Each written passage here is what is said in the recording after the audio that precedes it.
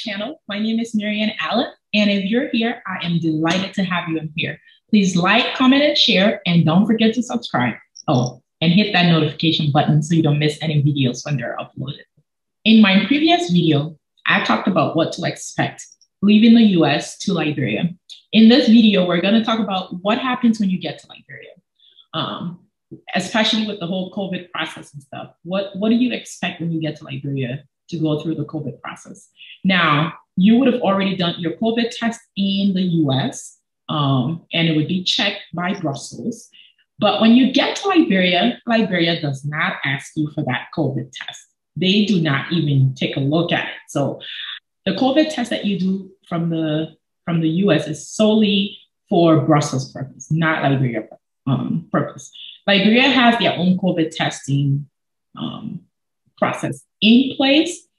The charge for that COVID test is $75. You want to make sure you have $75 cash on you to pay. You also need to fill out the COVID tracing form on the Liberia Travel app. You can find that in the App Store. If you cannot find it in the App Store, which has been an issue in the past, you can get the form filled out when you get to Liberia. But you want to make sure you have that $75 because Brussels is going to ask you for that money in Brussels. Now, when you get to Liberia, if you have done the form, that would be great. It would kind of skip you one step in the process to the next step.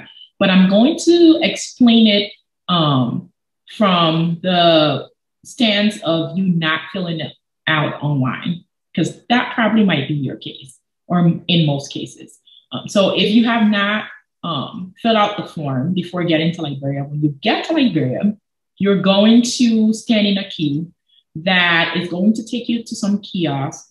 And at that kiosk, you're going to enter the form, fill in the form manually. Because the line is usually long, there are actual public health agents, personnel at the airport that are helping you out. Some of them use their actual mobile phone to enter your information in the system, while others help you on the kiosk to get that put in. You're going to need your passport because they're going to enter your basic information, name, phone number while you're in Liberia, passport number, regardless of if it is US citizen, US passport, or Liberia passport. And I think how long you're there for, and somebody to call in case of an emergency, etc. So it's pretty basic. And then they would hit submit. When it's submitted, you're gonna join the next queue and go to the verification line. That verification line got people standing there to double check and make sure that your information was actually inputted in the system and it's accurate. So they're gonna check your passport and stuff and match it with the information in the system. And then they're gonna okay you that is in your system. And from that verification queue, you're gonna go to the next line. That will be the bank line.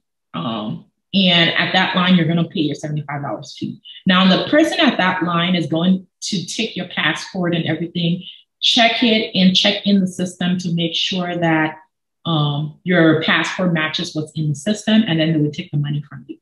I'm going to pause there. In our case, we went through the filling out the form, got to the verification line, they verified it, and moved us to the payment line.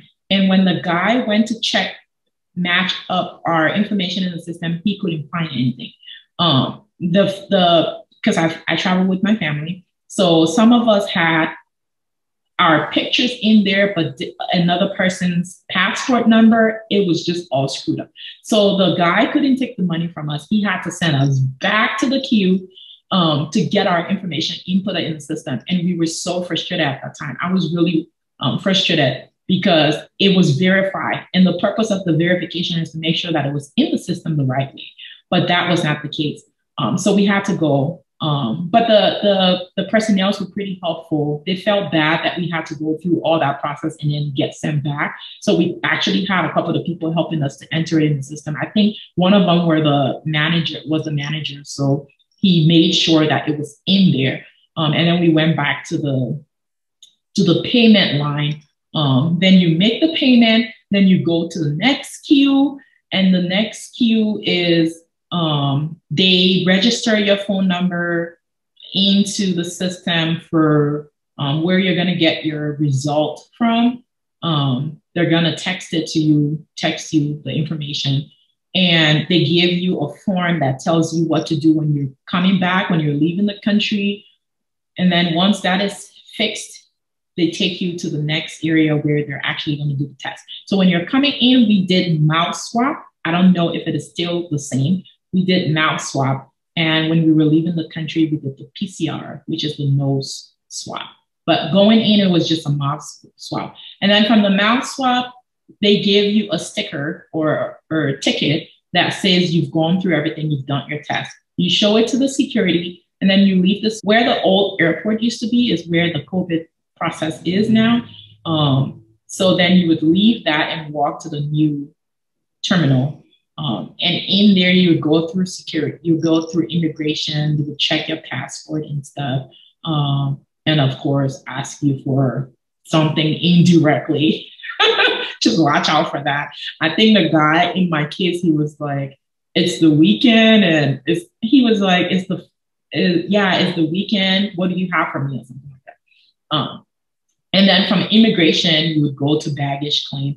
But because our process got screwed up a little bit, it took us 2 hours. So we got there like 10-ish p.m. and we didn't leave till like 12:30.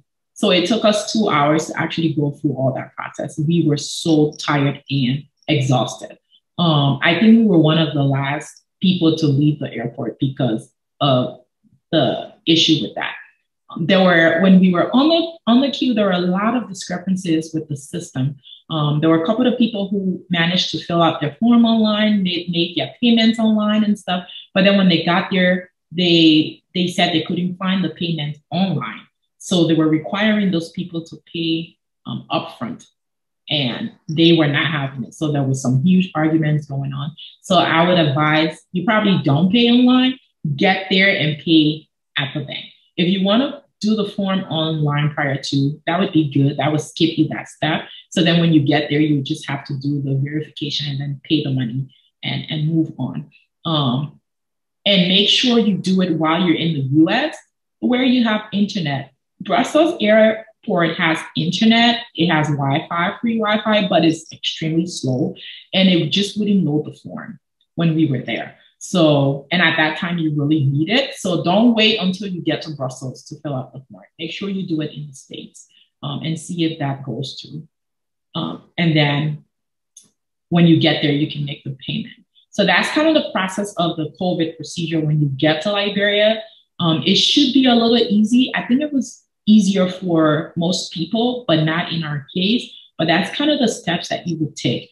And then you get to see your family members. So that's all I have for you today. Thanks for watching. I hope this was helpful. If you have not subscribed, now is the time. Make sure you like, comment, and share. If you have any questions, ask in the comments below, and I will be glad to answer those questions. I'll see you in the next video. Thanks. Bye-bye.